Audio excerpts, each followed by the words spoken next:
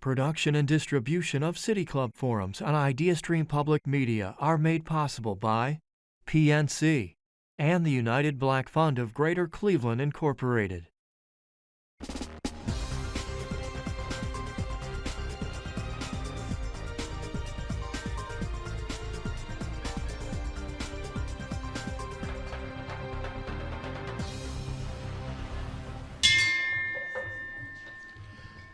Hello, everyone, and welcome to the City Club of Cleveland, where we are devoted to conversations of consequence that help democracy thrive. It is Friday, the 20th of October. I'm Rick Jackson, formerly with IdeaStream Public Media, moderator for this afternoon's debate. Thank you very much. And of course, we'll be talking about issue one. When the Supreme Court overturned Roe v. Wade last year, it sent the issue of legalizing abortion back to the states. After the court's decision, Ohio enacted a near total ban on abortion, which remained legal a little more than 2 months. That is, until a Hamilton County judge placed the law on hold due to a lawsuit from the ACLU and Planned Parenthood. Currently, abortion is legal in Ohio before 22 weeks of pregnancy. Just last August, voters were asked to head to the polls for a special election on a measure that would make changing the state constitution more difficult. Specifically, the proposal would have raised the threshold for future citizen-led constitutional amendments.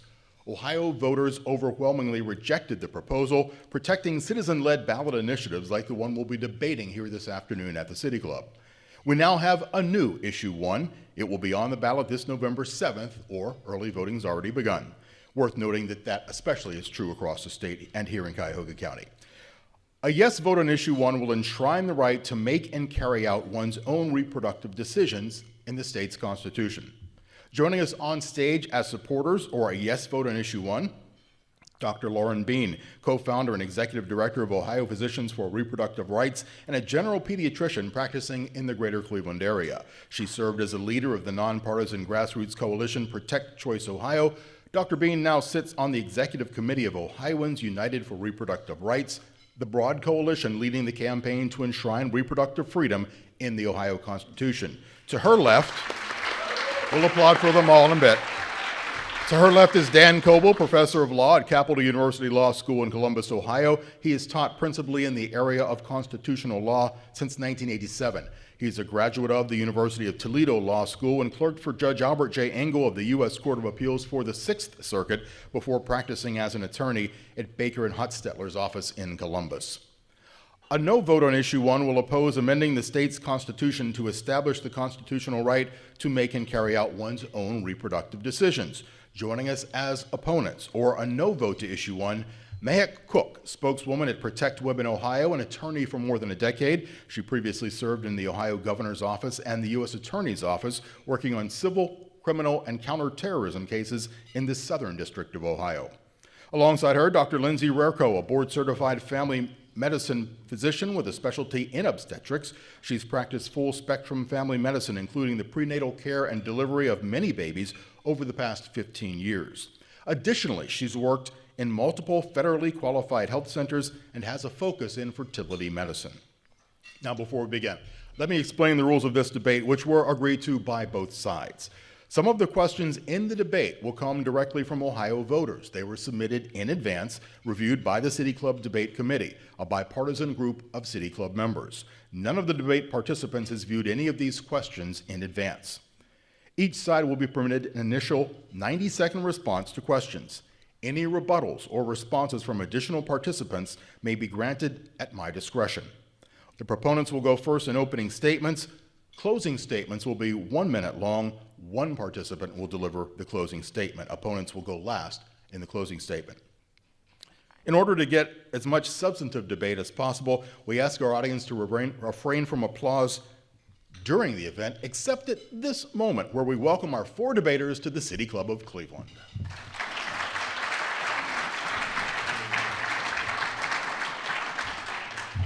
And now to our opening statements. Each candidate has 4 minutes. The proponent sign, you will go first. Dr. Bean, you may begin. Should I come up to the podium? Oh, I might. That works. Hi, everybody. My name is Dr. Lauren Bean, and I think I'm going to stand. I'll feel more comfortable. I am a general pediatrician in the area. I am also the executive director and co-founder of Ohio Physicians for Reproductive Rights. And I am here today with Dan Cobo, professor of law and legal scholar from Capital University. And we are here to present the facts, to present the truths regarding issue 1. And we're here because the stakes could not be higher for Ohio. First, I want to take us back to the summer of 2022, when on a normal day, me as a general pediatrician in my office, I would be seeing children, teenagers for a variety of conditions. On the Monday after the Roe v. Wade fell, I found myself having terrible conversations, fielding calls from a mother of a 13-year-old girl who asked if we should put her daughter on birth control to protect her in the case that she were sexually assaulted. I spoke with scared parents, confused and distraught teenagers, and it was horrible.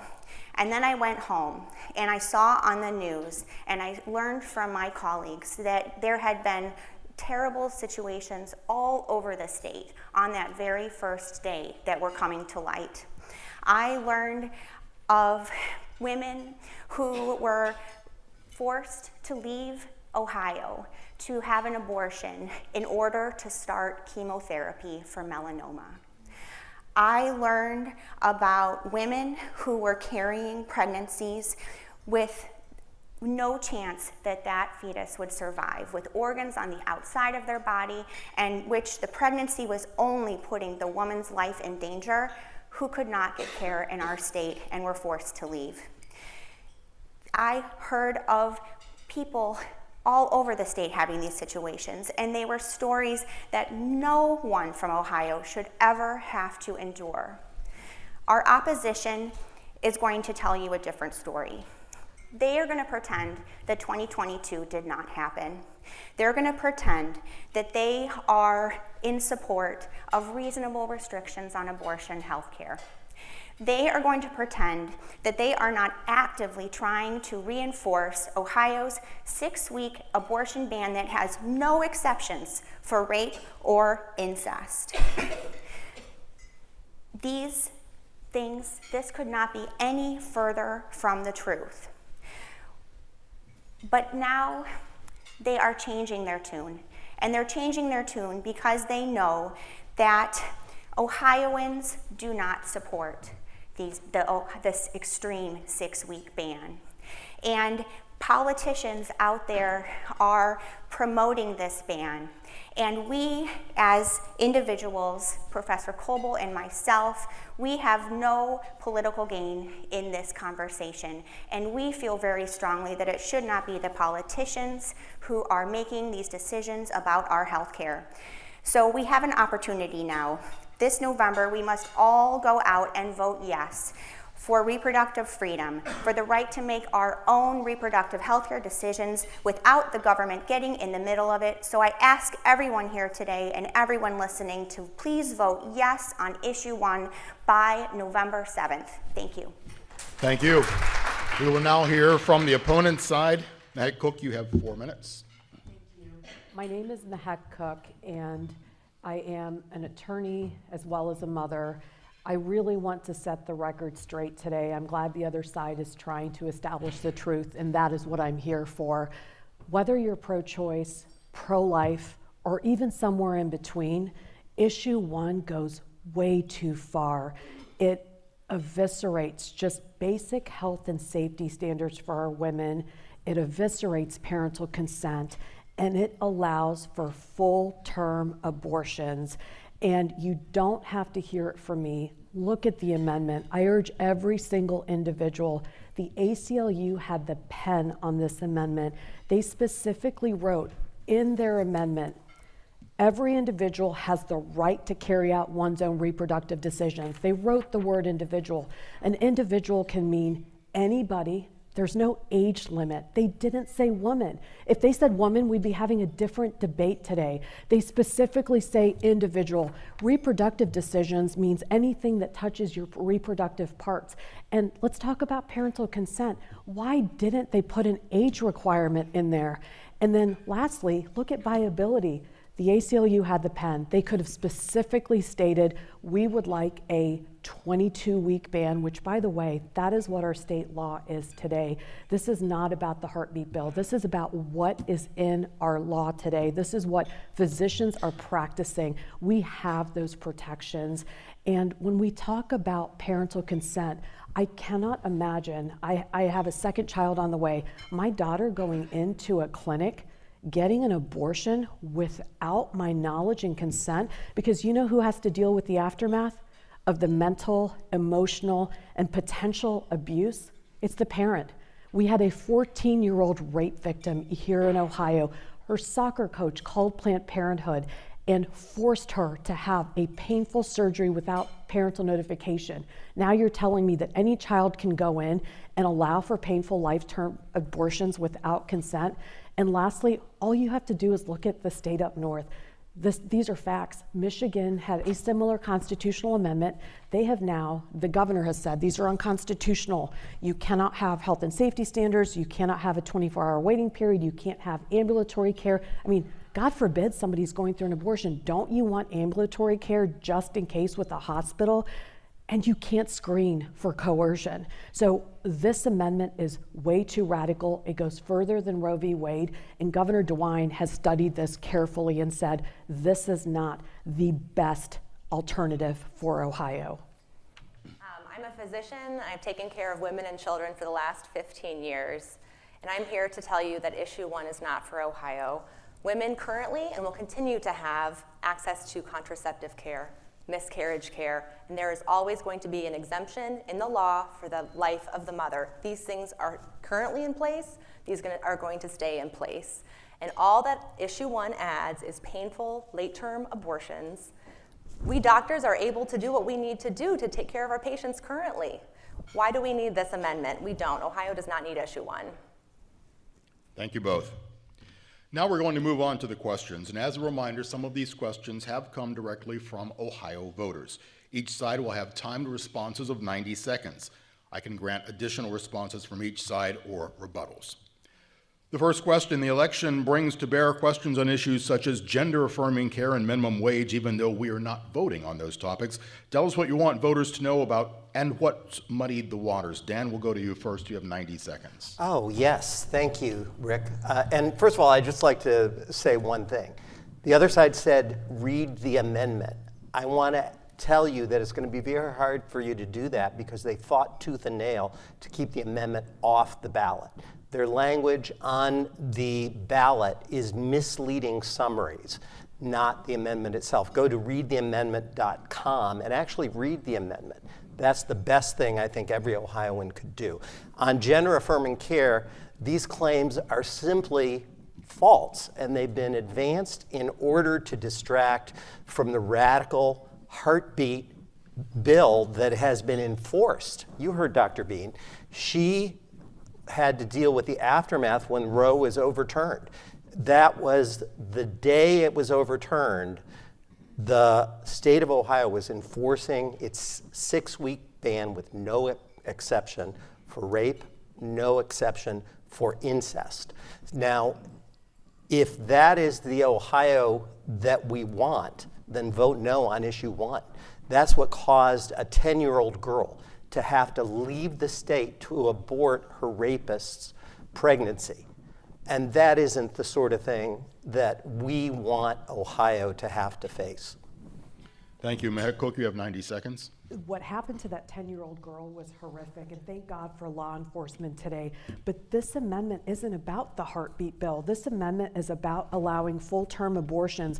It allows the abortionist to determine viability. And again, the ACLU had the pen on this. And to state that we don't have miscarriage care today, I had a son last year, And it was the darkest moment of my life when I thought I was having a miscarriage. I ran to Riverside Hospital in Columbus, Ohio. They didn't ask me for an intake or health insurance. They ushered me into a room. I had doctors, nurses, healthcare professionals that were by my side, and this is what they said to me. Given the amount of blood loss, I cannot guarantee you're having a miscarriage, but I will stay by your side and I will provide you the care that I would provide anybody else. That is all you can ask for. So this fear-mongering is unacceptable. And when you look at the amendment, which, by the way, was cleared by the Secretary of State, Frank LaRose, he specifically ensured that you had a very clear understanding of what an individual means, and we're talking about the life of an unborn child. That is extremely important to articulate here. At 15 weeks, a child can feel pain. And it's important to continue to note that the other side continues to talk about the 6-week heartbeat bill. That's not what this is about. You don't want to make a decision between heartbeat bill and full-term abortions. There is a middle ground here. There is common sense, and we can get there without having these extremes. Thank you. The second question. We have seen polls and ads in many cases, as you've both alleged, misrepresentation of opposing views. Dr. Lauren Bean, what frightens you about what's being said contrary to your position? 90 seconds. Our opposition knows that the truth is not on their side, and they have been working to intentionally confuse and deceive Ohioans for the last year that we have been working on this. And what frightens me most about those ads is just how blatantly false they are. The ads that our opposition has been pushing are funded by extremist groups who think that children who have been raped should be forced to carry their rapist's pregnancy to term. Those people are funding these advertisements, and the advertisements are filled with lies. And I fear that those lies are only working to distract and confuse Ohioans from what is really going on, which is that we are trying as hard as we can to pass issue 1 that will protect Ohioans' ability to make their own reproductive health care decisions by themselves, with their families, to keep government and extremist politicians out of the exam room, to make sure that physicians can provide health care without fear of being charged with being charged with felonies or losing their license. And I'm afraid that Ohioans are being deceived, but I know that we are smart and that we are all going to vote yes in support of issue 1. Dr. Rurko, 90 seconds. Thank you for this question. So I recently read a letter from Dr. Bruce Vanderhoff. He is the head of our Ohio Department of Health, and he had a very passionate letter, which is unfortunate that he even had to write to give confidence to women in Ohio that miscarriage care is available. The ads are misleading. They're telling Ohioans that miscarriage care is not available. It absolutely is. And I'm fearful for what this message from advertisements will tell our women. Will they stay home thinking that care isn't available? They need to go across state lines for miscarriage care? Nothing has been taken away from miscarriage care, contraception care, and exception for the life of the mother. Those things are all in place, and all that issue 1 does, if enacted, would be to allow painful late-term abortions. Abortion late term, do you know what happens in a late-term abortion? The cervix is dilated for the mother. The baby's head is crushed. These are babies that could be born tomorrow, that could be in a NICU, that could be taken care of. Their head is crushed, their limbs are ripped, and they're taken out of their mother. These babies, you've all met newborns, they feel pain. They're very sensitive to pain, and we are allowing this in our state. Women are gonna come to our state for these procedures. This isn't necessary. There aren't convincing medical needs for this in our state. We have better ways to offer health care for women. 30 seconds. Thank you. I would like to add that what she is describing does not exist. It is a fabrication made in the minds of extremists to scare Ohioans away from being able to make reasonable decisions and support of our own reproductive health care decisions. Last year, anybody can look up the data in Ohio, there were 0.06% of abortions done in Ohio occurred between 21 and 24 weeks. 0 abortions occurred after that point.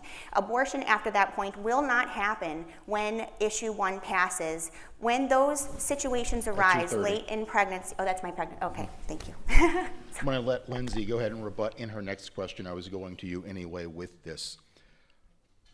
A fear of women and medical professionals is the potential for limits on fertility treatment. Effects were not spelled out in the Supreme Court Dobbs decision.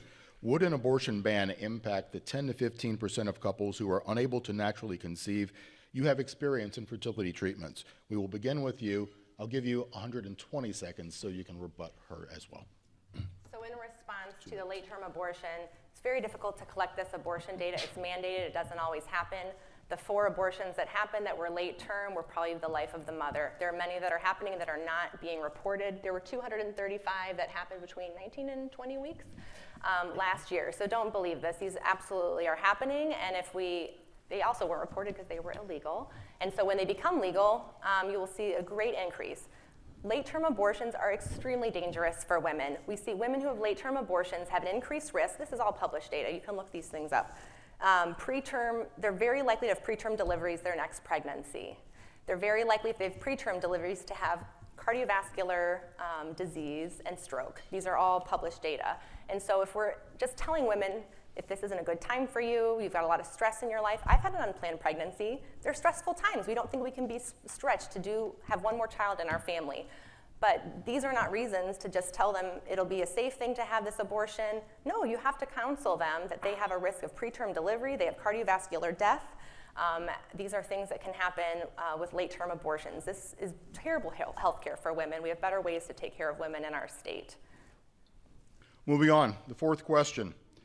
We've seen reports of people being jailed or threatened with incarceration. How do you assure women they'll be cared for health-wise were they to be detained for attempting to find a remedy to their pregnancy? What of doctors who perform operations? Can they be assured they would not lose their license or lose their practice for what they perceive of as saving the life of the mother?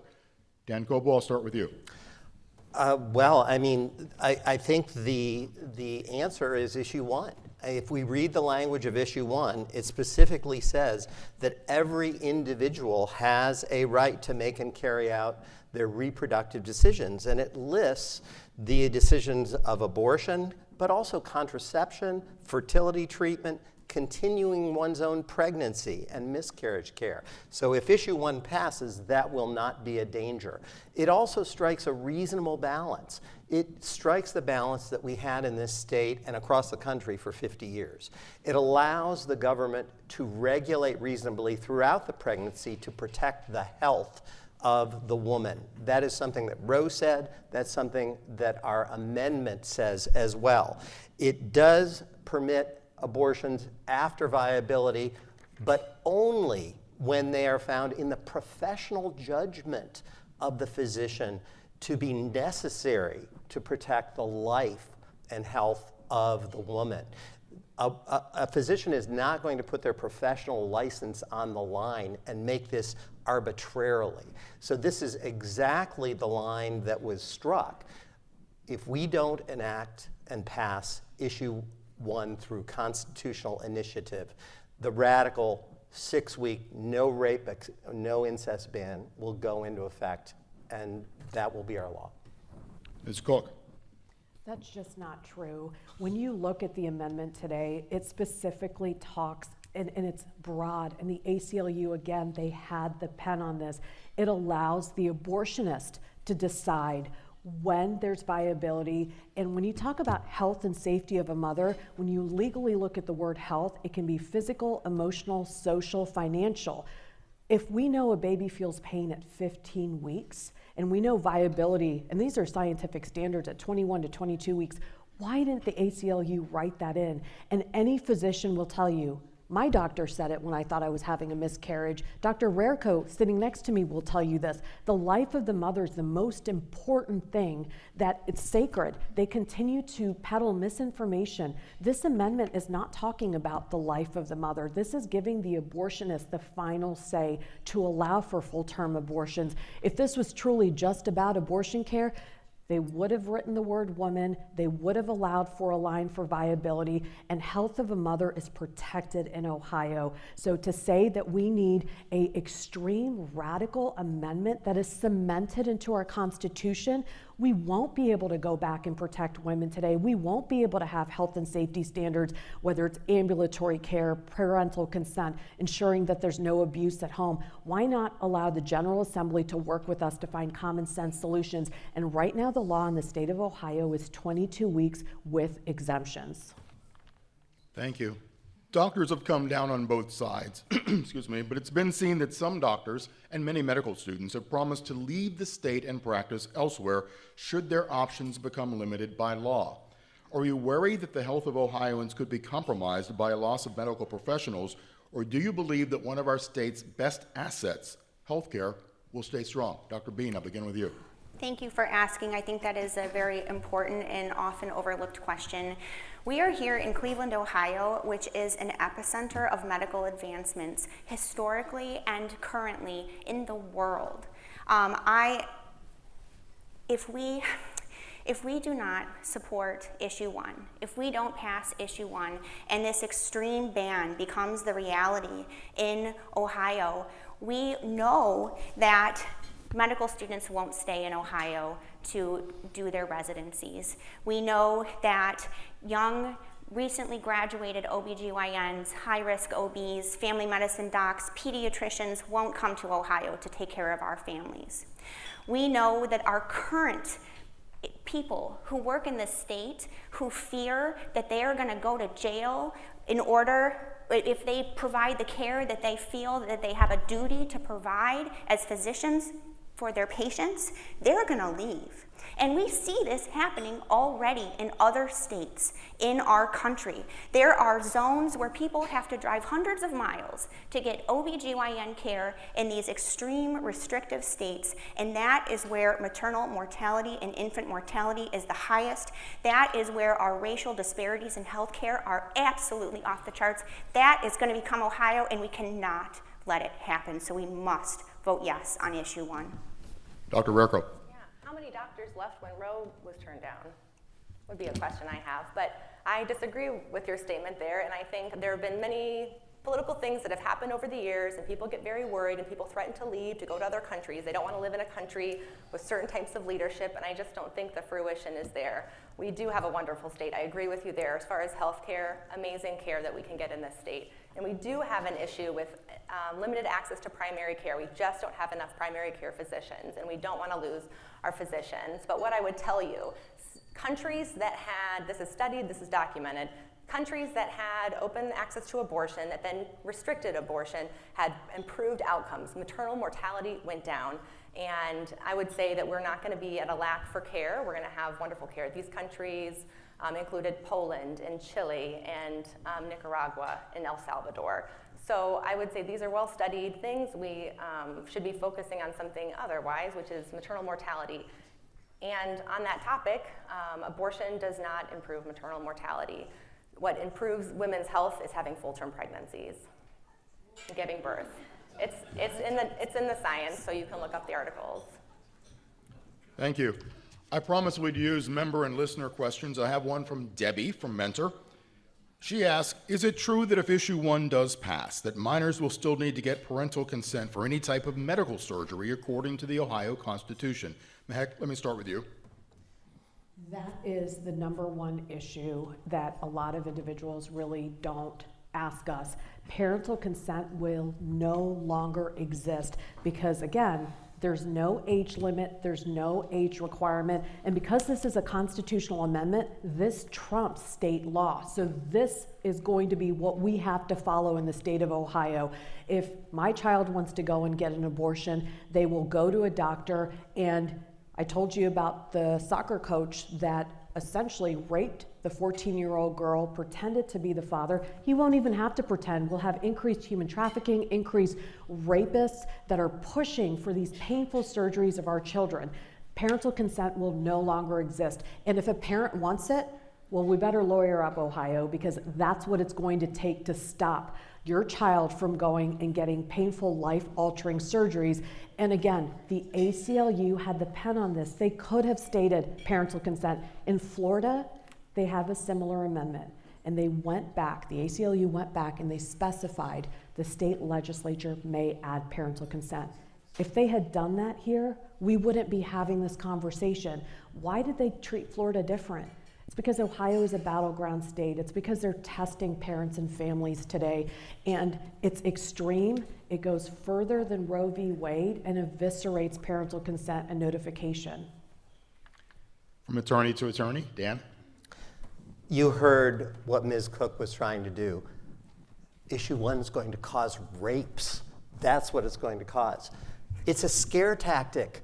They don't want you to look at the amendment. They want you to pretend that there is something in there that says that, and I guarantee you there isn't.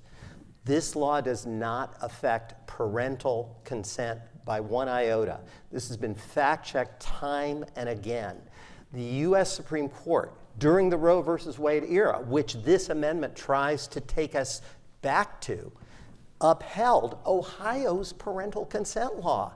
The idea that Ohio will somehow not be able to enforce that law now with the adoption of issue 1, which is memorializing the standard set forth in Roe versus Wade, is simply wrong. In fact, parental options will be strengthened by issue 1. Why?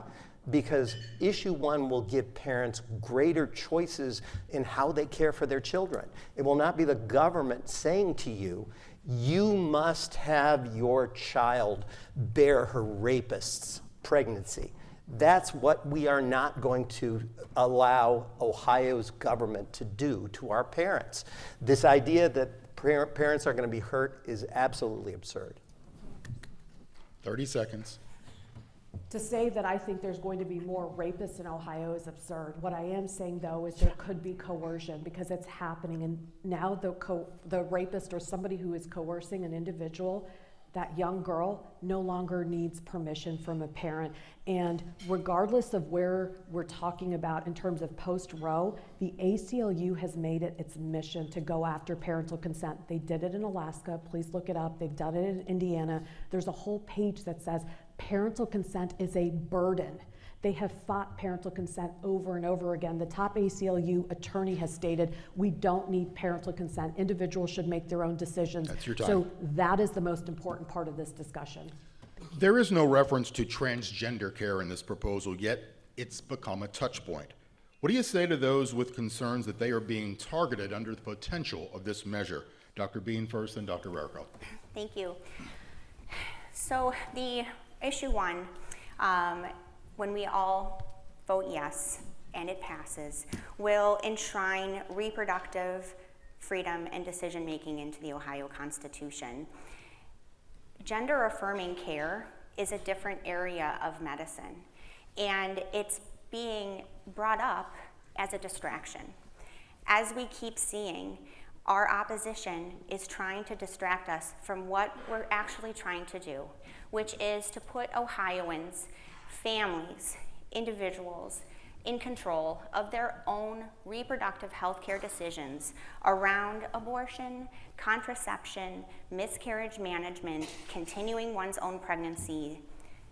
Gender affirming care is an entirely separate area of medicine, and issue 1 does not apply to gender affirming care. Thank you.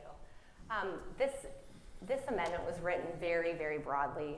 There's room for lots of interpretation, and I'll read to you. It says that every individual has a right to make and carry out one's own reproductive decisions, including but not limited to decisions on, and number 2 is fertility treatment. So why can't that include gender affirming care? And this, again, they're sneaking too many things into this amendment, taking the eyes away from what really matters. And what we don't want in Ohio is painful late-term abortions. I have another question from an Ohio voter, which slightly follows something Dr. Rarico said earlier. I'm going to direct this question first to Mehek Cook. The question comes from Lisa from Youngstown. She asked if you can explain how an extreme abortion ban enhances the lives of women. She mentions that limiting maternal health care is shown to increase the poverty rate of the state as a whole. Ms. Cook. Today, Ohio law says the ban is 22 weeks, except to save the life of a mother. That is where doctors are operating today. We don't have an extreme ban. And if you're going to talk about the heartbeat bill that is pending in court, what is at stake today is 22 weeks. And if we want to fight and work with the legislature, let's do that. What we are against is allowing for abortion at any time, allowing for full-term abortions, allowing for the abortionist to decide, eviscerating parental consent. This goes further than Roe v. Wade. Our law today says 22 weeks, so let's have the discussion. If you feel boxed in today, pro-life, pro-choice, somewhere in between, know that the 6-week ban is not our law. We're at 22 weeks, and if you want changes, let's work through the General Assembly, because that's the place to start. You cement an extreme abortion amendment that eviscerates parental rights and health and safety standards for women, we're going to look like the state up north. Just Google what's happening in Michigan. They're getting rid of health and safety standards, screening. When you go in for a pregnancy check, they separate me from my husband and they say, are you safe at home? Is there abuse? Those are really important questions. The governor in Michigan has stated those are now unconstitutional. We need those basic health and safety standards. So the governor has said this, he has studied this amendment, it goes way too far. We need to come back to common sense solutions, but it's not a 6-week ban versus full-term abortions. I know Ohioans want some type of access, care, and safeguards, but at the same time, the ability to have and make their own healthcare decisions. This goes too far. Dan Cobo. I'm glad Ms. Cook brought up the governor, because the governor did not say that the 6-week ban, without any exception for rape or incest, went too far when he signed it into law. He also did not say it went too far when he turned the Attorney General and prosecutors across the state free to go after doctors for 82 days, the day that Roe versus Wade was overturned. That was what Ohio did. They're trying to create this illusion that 22 weeks will be the law if we vote down issue 1. That couldn't be further from the truth. If the government of Ohio is empowered to make our decisions for us at 6 weeks, that's what they're going to do. If we say no, they will feel heartened to do that. And that is what we have to stop by passing issue 1. Women will suffer, as the questioner suggested, tremendous hardships. I have family members who had to obtain this sort of health care, and if they had to confront the ban that this group is fighting in court to have enforced, I dread to think what would have happened to them, would have happened to them. So please vote yes. Quickly. Protect Women Ohio is not fighting for the 6-week ban. So let's be clear, I'm not sitting here fighting for extremism in our state. And for the governor to come out and state that we need common sense solutions, I think legislature, people like you and me actually realize that we aren't an extreme state. We don't want full-term abortions. Sounds like we don't want 6 weeks. We have to find a common ground. All I'm saying is issue 1 would cement full-term abortions, and we can't go back from that. We can't go to health and safety. We'd have to fight for parental notification. So we don't have to pick through extremes. Vote down issue 1, say no, and let's work together to find common sense solutions. Lauren, did you raise your hand? I didn't, but I'm happy to talk if You only get the same 30 she did. Go ahead. Okay. So Ms. Cook keeps saying lie after lie, despite the conversations that we're having here. This is a discussion, and I feel like it's the same propaganda statements over and over again that are intentionally designed to scare Ohioans. Issue 1 will protect the rights that we've had under Roe for decades.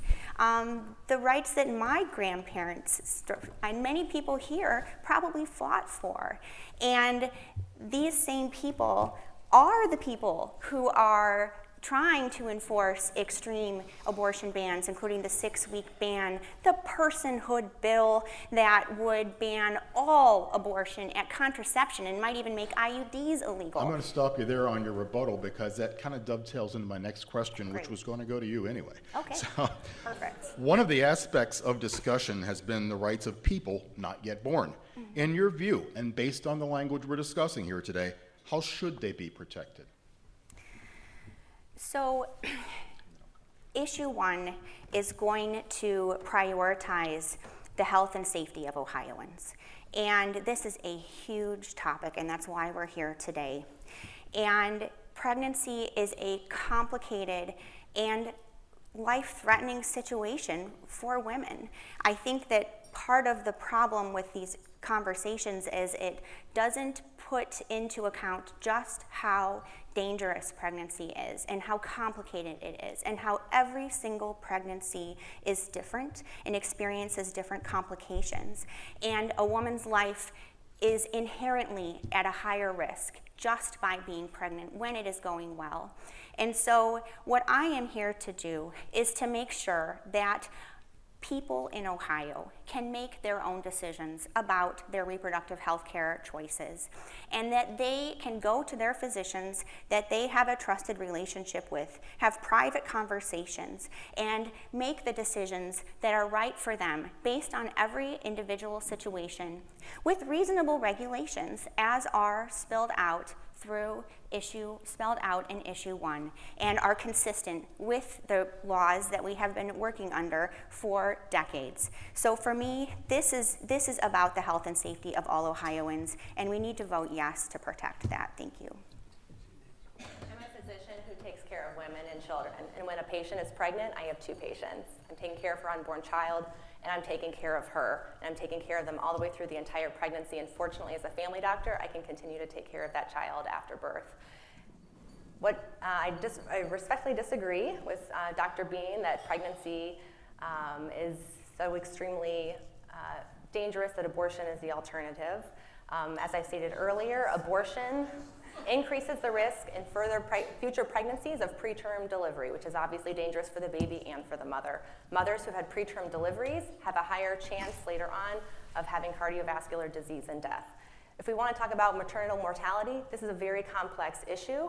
We have plenty of access to abortion, and maternal mortality keeps going up. So why is issue 1 going to solve it? Issue 1 is not going to solve this. We haven't forgotten, I hope, the woman in Canal Winchester who drove up to Cleveland to receive a 20-week abortion, and the facility where she had that abortion was not up to the standards that the state had put in place for health and safety. She did not make that trip home, and she left a 2-year-old behind. Another question from Ohio voters. This comes from Will, who lives in Broadview Heights. He asked, oftentimes the public hears politicians speak of limited government as a means to curb government power in people's lives. However, prior to issue 1, it seemed as if the state government consistently passed legislation which created additional deadlines and regulation on women's reproductive care. He wanted the panelists to help the public understand how proponents of limited government reconcile their political philosophy with the legislative actions on these 2 issues. Mehek, I'll begin with you. I'm for limited government, but this isn't about limiting government. We already have safeguards in place. What the General Assembly has done is ensure that there are health and safety standards for women. So you can have limited government by still having standards of care, making sure that there's 24-hour notification, making sure that you have ambulatory facility care, because God forbid you have an abortion like what Dr. Rerko just talked about, that a woman can be rushed into a hospital for immediate care. Parental notification, that's important. So these are just guardrails that we have put so that women feel that they are protected, making sure they're screening for abuse at home.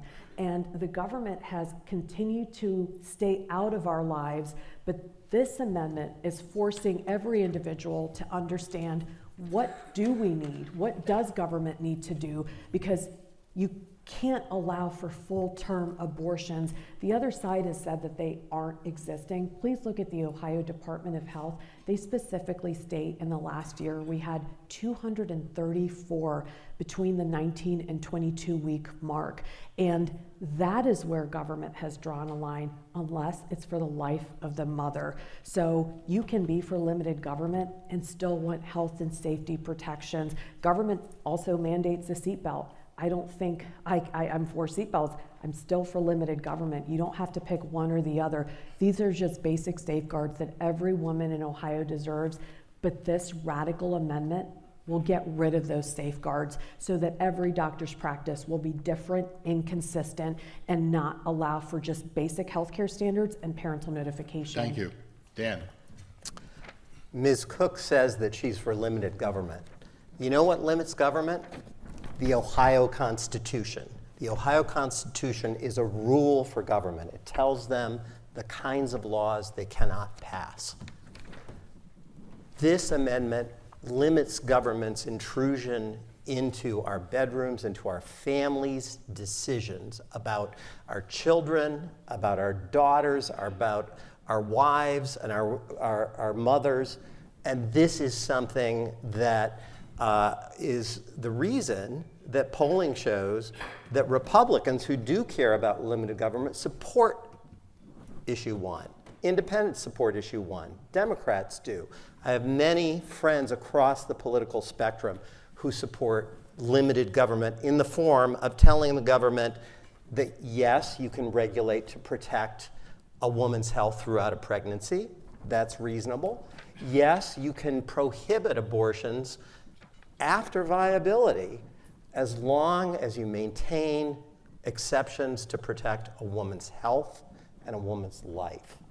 That is the proper limitation on government. Ms. Cook wants 0 limits on government. Clarence Thomas, in his concurring opinion in Dobbs, said, I'd like to allow government to limit contraception too. That's what he says they are coming for. Prior to Roe, states banned contraception for individuals. If we want to leave the door open to the government doing that, then vote no on issue 1.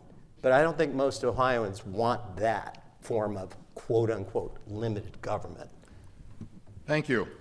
I'd mentioned earlier polls, and there hasn't been a lot of polling on this issue, but there was a poll released this week from Baldwin-Wallace University showing roughly 58% of voters in this poll were going to lean toward yes. Now we know that polls aren't accurate and signs in yards don't vote. But the question I would propose is, why do you feel voters seem to be versus your opinion, and what do you do to persuade them otherwise? Lindsay. Thank you. So we are going to be clear and get the truth out about this amendment until November 7th is over and the polls close. The truth of the matter is that in our state at this time, women have access to miscarriage care. Women have access to contraception care. Women's lives will be protected if they are threatened due to a pregnancy. And this amendment just opens the door for late-term painful abortions, for predators to be protected, for health and safety standards to go away.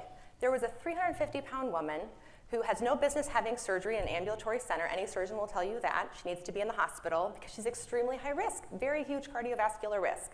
She died on the table. We have standards in place to protect women. You really want those to all go away? That's what will happen with issue 1. So I just want people to really be clear and really understand what they're voting for. This isn't the final say for the pro-life, pro-choice vote. This discussion will always continue. We'll always trying to make things better and make them represent our state well. But if you vote on this and vote yes, it'll shut down this discussion. We'll lose all this health and safety protections that are there. It's too extreme. Thank you. And for this side, Dan, the term fetal viability leaves a lot of discretion for the physician. How do you assure voters, doctors will prioritize human life? Oh, well, I think the term fetal viability is a term that we've understood for 50 years. It's the definition that was used in Roe versus Wade. In our amendment, it says abortion may be prohibited after fetal viability, which means the point in a pregnancy when in the professional judgment of the pregnant patient's treating physician, the fetus has a significant likelihood of survival outside the uterus. That is a definition the courts have applied. That does not allow infanticide. That's the sort of thing that they keep trying to scare people with. This is the Roe versus Wade viability standard. Remember, a physician, and Dr. Bean might be the one to speak to this, who's being assessed on her professional judgment on when they can perform an abortion, is not going to take a risk to her license and try to go over the line in an unreasonable way. I don't know if you'd like to speak to that. Sure. You have 30 seconds left. Absolutely. I mean, issue 1 will protect a physician's ability to do what is right for their patient. And for physicians that were working in Ohio during the 84 days in 2022, when the 6-week ban was in effect, which we know will come back into effect if issue 1 does not pass, those physicians had to sit and think, I want to help this patient. I need to help my patient, but if I do, I might go to jail. I am the primary breadwinner for my family. I will lose my medical license, but there is a person who needs my help in front of me. That's your time. Thank you. Our final question of the afternoon.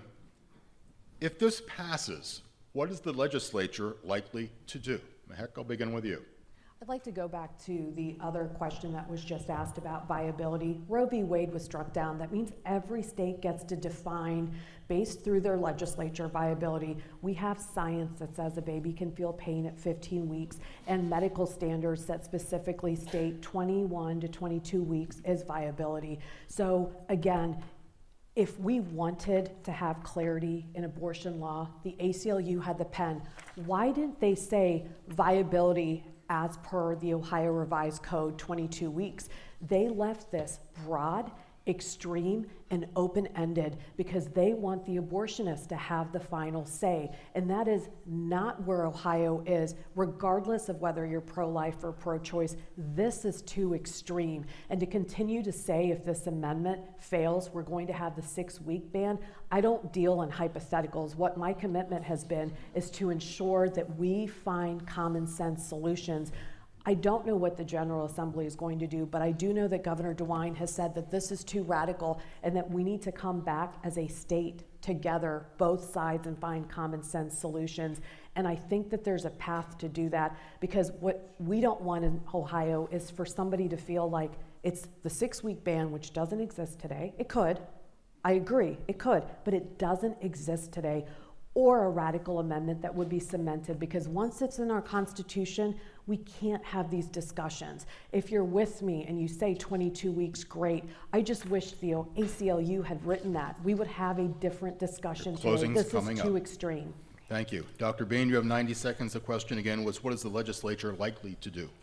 The legislature, we know, will reinstate the 6-week ban. The reason that we had to have a citizen-initiated ballot measure where we collected over 700,000 signatures from Ohioans, where we saw a grassroots explosion of energy around the state like we've never seen before, was because we are living under a gerrymandered and very anti-choice legislature that does not mesh with the general sentiment of Ohioans that we know through that Baldwin-Wallace poll strongly is in support of Ohioans having control over their reproductive health care. So I have no doubt that the Ohio legislature will do what they always do, which is pass these abortion restrictive bans, and a ban that is already passed. The only reason it's not in effect right now is because it's held up on a technicality. When that gets through the Supreme Court, it is going to go back into effect. So it's delusional to think otherwise.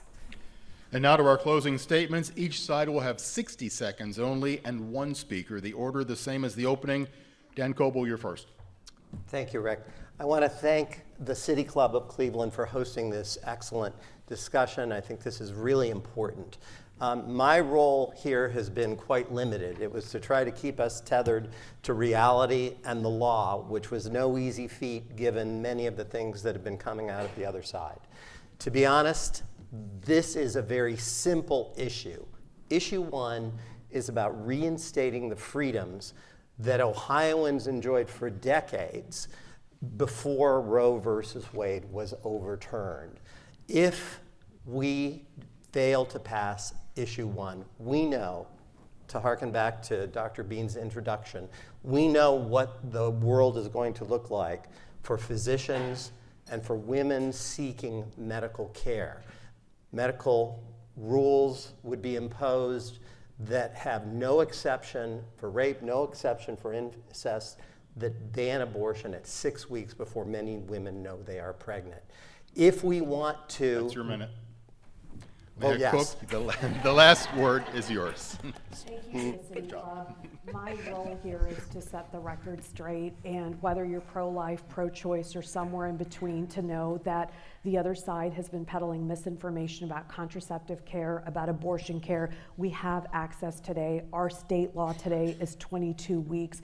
We need to make sure what we're really protecting is parental consent, because otherwise any individual can go and it's up to their reproductive decisions what they decide to do, including an abortion. We need to protect our children. We need health and safety standards. Just look at the state up north. They are eviscerating every health and safety standard that the General Assembly has put in place to protect us. And vote no, because we are not a state of full-term abortions. We want common sense solutions and regulations. We cannot leave these decisions to the Supreme Court. Governor Mike DeWine has said the same thing. He is for common sense. This amendment is too radical. It goes further than Roe v. Wade. Thank you. Thank you. And thanks to each of our debaters for joining us at the City Club of Cleveland. A special thank you to all the Ohio voters who submitted questions at cityclub.org for this debate. Up next at the City Club, Tuesday, October 24th, Heather Conley, president of the German Marshall Fund, joins us for a discussion about the importance of global alliances and strategic relations.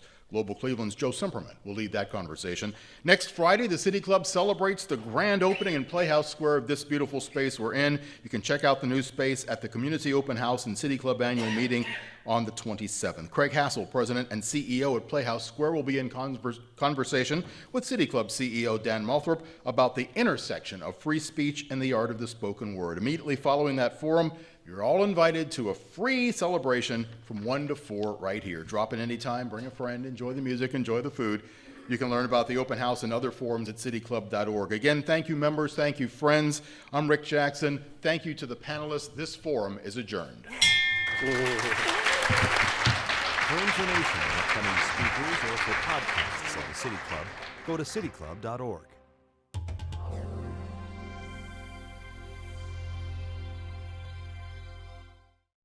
Production and distribution of City Club forums on IdeaStream Public Media are made possible by PNC and the United Black Fund of Greater Cleveland, Incorporated.